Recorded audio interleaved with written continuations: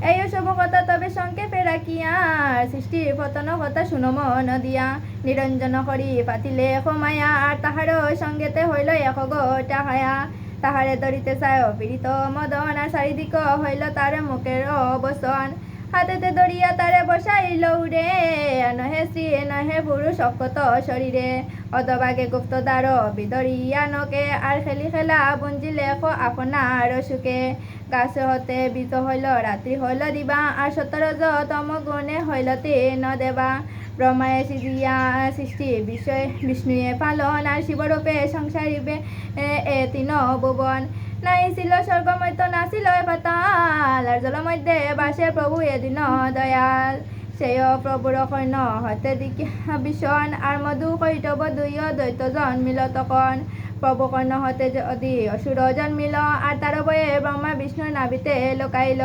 জন্মিয়া প্রভুরে চায় করিতে সংহার আর নাভি মূলে থাকি ব্রহ্মা করে হাহাকার তবে ব্রহ্মা ভবানীকে খরায় স্তবন আর অন্তর্যামী নারায়ণী জানিলা তখন চক্ষু মেলি নারায়ণী হইলাই অন্তর্ধাম আর চৈতন্য হইয়া চায় প্রভুর ভগবান প্রভুর সহিত যদি হইল দর্শন আর দামিয়া আইসে দুই জন লইতে জীবন প্রভুর সহিত যুদ্ধ হইল বহুতর আর 5,000 বৎসর জলের পর যুদ্ধে তুষ্ট হইয়া বলে অসুর বর্বর আর তবে যুদ্ধ তুষ্ট হইন মাগিয়া লবর তবে প্রভু বড় মাগে অসুরের স্থানে আর তারা বৈদ্য না হয় ওই সংগ্রাম ভিতরে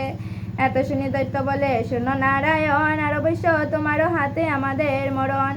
শরীরে এলো চিহ্ন মাত্র না তো হয়ে যোতার আমাদের প্রাণ হানিয়া বদিবায় তথা এতে শুনিয়া প্রভু বাবে মনে মনে আর স্থলনায় দানবের বদিব হেমনে